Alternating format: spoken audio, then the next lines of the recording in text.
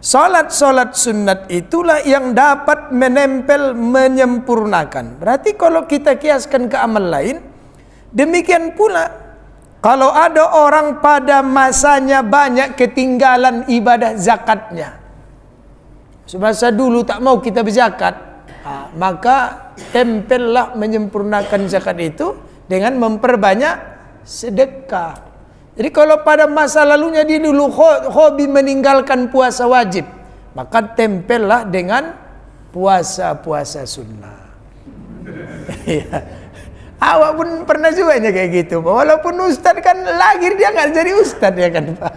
Ya masa-masa dulu ya kan malas puasa atau puasa begini banyaklah itu. Maka apa yang terjadi di masa kita lalu itu Pak? Ditanamkan kepada anak, pada cucu, jangan sampai yang ku alami itu kau alami. Maka doktrin kasih motivasi.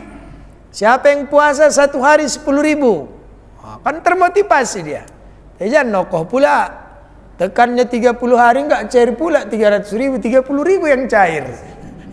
Nah, biar apa? Jadi terus dia belajar supaya dia menghargai. Jangan ringan kali enggak puasa. Jangan ringan kali enggak sholat.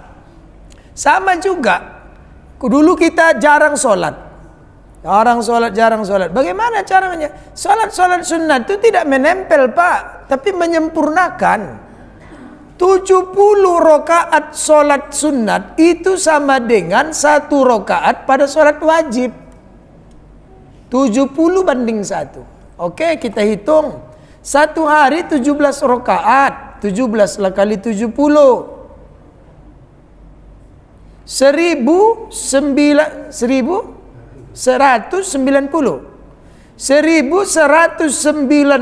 rakaat sholat sunat itu sama dengan enggak sholat 1 hari pada sholat wajib. Jadi dari mana ceritanya sholat sunat menempel yang bolong? Enggak ada tempel. Dan ingat, namanya ditempel mana mulus. Tengok jalan-jalan yang bolong karya kasih itu, ditempel gini-gini juga lewat di atasnya. Artinya menutup tapi belum tentu sama mulus. Si tempel itu goyang-goyang juga, tapi minimal lah tak masuk lubang. Jadi ibu, jangan ringan kali nggak sholat. Selalu aku ingatkan, silakan sholat walaupun di ujung waktu separah-parahnya. Penting sholat. Dulu kan pernah saya jelaskan, adanya sami Allahu liman hamidah dalam sholat itu gara-gara Abu Bakar Siddiq ketinggalan sholat asar sebab melayani tamunya. Datang tamunya, dilayaninya, terdengar azan di masjid. Coba pertanyaannya, apa hukum melayani tamu? Wajib. Apa hukum sholat di awal waktu? Serius Pak, wajib atau sunat? Tadinya kita tepat waktu sholat. Zuhur tadi Bapak sholat jam berapa? Pas 12:30. Asar, zuhur yang lalu, zuhur sebelumnya. Jadi sepakat ulama, sholat di awal waktu itu hukumnya sunnah. Kan sempat wajib berdosa orang Medan di tiap hari. Sekiranya sholat wajib, sholat di awal waktu itu hukumnya wajib, nggak muat masjid di zuhur. Yakin Bapak kan? Nggak muat. Nggak muat. Bertabrakan mobil jalan tol, dihentikannya sholat dulu aku katanya. Pematian pasien di rumah sakit. Gitu mau dioperasinya kepala kawan tuh, Allahu Akbar, tunggu ya aku sholat dulu, mati.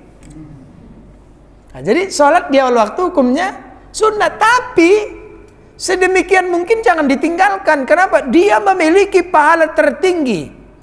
Ayul a'mal ahabba ilallahi ta'ala fil Islam. Ya Rasulullah, apa ibadah yang paling besar dicintai Allah di dalam Islam ini? As-salatu liwaqtiha.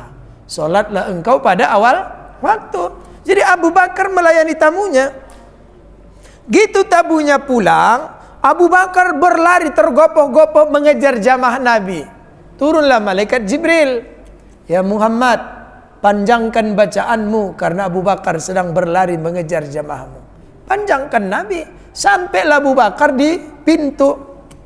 Dilihatnya belum berakhir sholat. Sangkan senangnya terucap kalimat dari mulutnya, Alhamdulillah. Masih terkejar. Rukuklah Nabi, Allahu Akbar. Awal mula sholat itu bangkitnya Sami Allahu Akbar juga. Disinilah berubah. Sami Allahu liman hamidah. Udah pernah ditengok artinya itu? Sami Allah. Allah telah mendengar. Liman hamidah.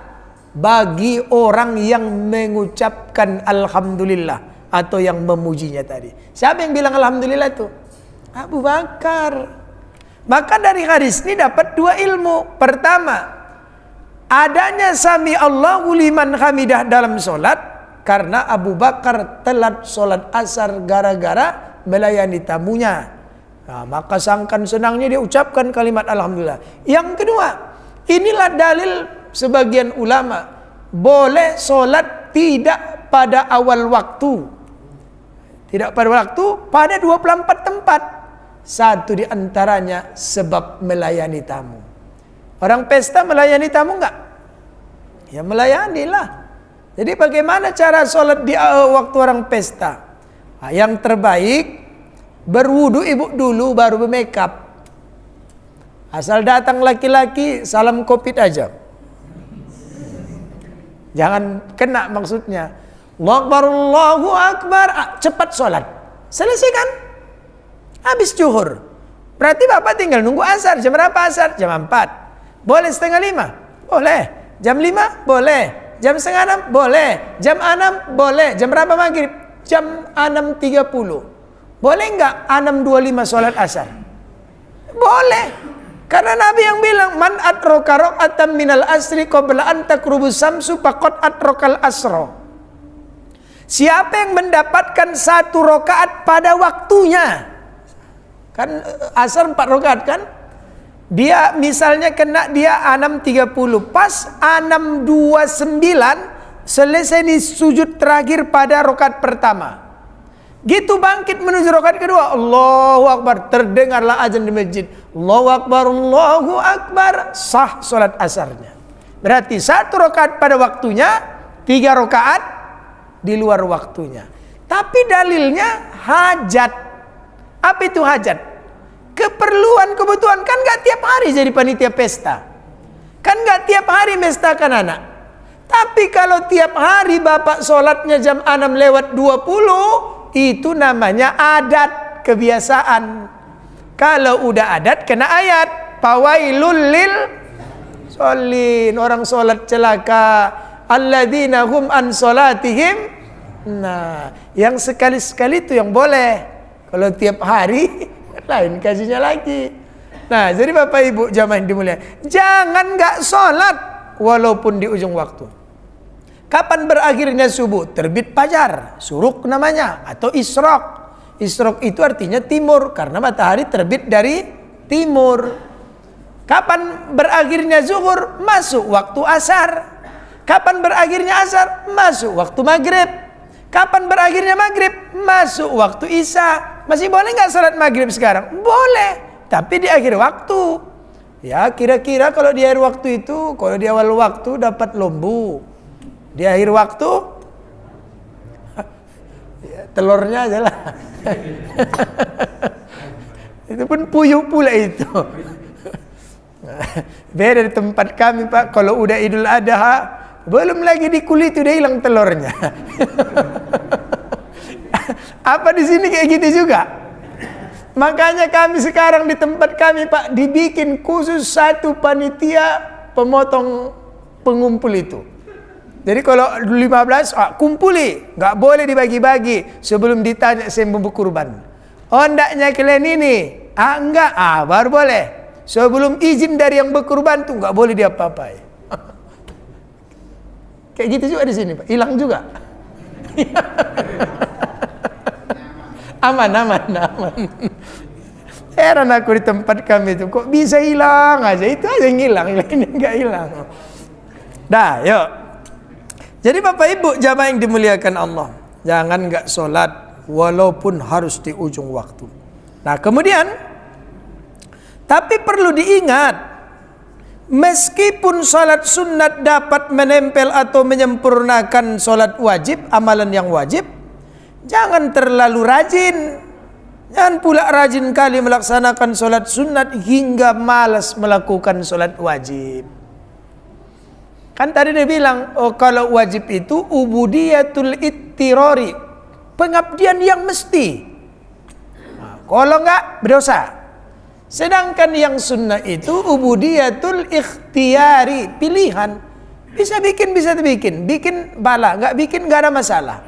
Ini sunatnya diperbanyaknya, wajibnya tinggal. Kan banyak orang kayak gitu. Witir tiap malam, maghrib lewat. Tarawih tiap malam, zuhur tidak. Ada yang lebih parah lagi. Tahajud tiap malam, belum saatnya subuh ngantuk. Terakhir apa yang terjadi? Sholat subuh sekalian sholat duha. Nah itu. Jadi Bapak jangan, karena dijelaskan dalam satu ungkapan, min alamatit tiba'il hawa, ciri-ciri tanda-tanda orang yang memperturutkan hawa nafsunya. Al-musyara'at ila nawafilil khairat. Hobi, gemar melakukan amal-amal kebaikan, amal sunnah atau kebaikan. Wat takasul anil qiyami bil wajibat, dan malas melakukan amal wajib. Sunat bikin, wajib tinggal. Sama itu, wirid rajin, sholat tidak. Wirid itu tak wajib, Pak. Cuman sanksi apa, Pak? Kena sanksi apa? Administrasi. Kalau nggak datang wirid, ada apa-apa di rumahnya, jangan datang. Ketakutan dia, akhirnya datang. Padahal yang wajib itu sholat. Dibikin wirid siap bisa, tak sholat isya dia. Dibikin nanti wirid setelah maghrib, oh lebih parah lagi. Ibu-ibu juga, wirid itu tidak wajib. Wirid itu istilahnya tadi itulah ubudiyatul ikhtiyari. Di hadapan Allah boleh baca, boleh tidak. Cuman ada sanksi adatnya. Biasanya malas datang, orang pun malas ke rumah. Akhirnya dia datang karena orang, bukan karena Allah. Ada kayak gitu, Bu? Adalah. Nah mungkin enggak ada. Wak kenapa ngaji? Dengar ceramah. Wak kenapa ngaji? Silaturahim. Wak kenapa ngaji? Suntuk aku di rumah, kawan-kawan. Wak kenapa ngaji? Wih, kok nggak datang aku ditandai orang tuh Pak Ustadz. Gitu giliran rumahku tak mau orang tuh datang. Itulah yang kejadian, malas datang, gitu giliran rumahnya nggak ada orang datang. Lebih-lebih makanan, besok mengundurkan diri dari pengajian. Ada lebih parah, wak ngapain datang? Alah macam nggak ngerti aja Ustaz. Kurang makan enak di rumah. Berarti ada bontotnya. Gitulah kira-kira. Kalau bini bapak tuh udah hilang rasa malunya itu, Pak, demi anak. Berebut pun orang tuh kadang-kadang mengambil risol tuh, masukkan ke tas. Kalau bapak berani, bapak pergi bapak wirid malam Jumat makan nasi goreng, jus pokat, buah anggur. Bapak petikkan dua buah anggur tuh, rondokkan ke kantong. Berani nggak kira-kira? Mana ada, oma-oma juga lah. Oma itu, Bu, datang liwat Ustaz, Ibu dibungkusi lah katanya. Punya awak pun ditelap orang tuh rame-rame. Wih, bayar bercampur kue lapis dengan Yasin. Sampai di rumah kering. Maka asal pergi wirid hari Jumat beli Yasin baru. Koyak alamannya satu. Itu mak-mak sananya itu. Kan banyak juga dia wirid. Awak cerita gitu langsung dilototi.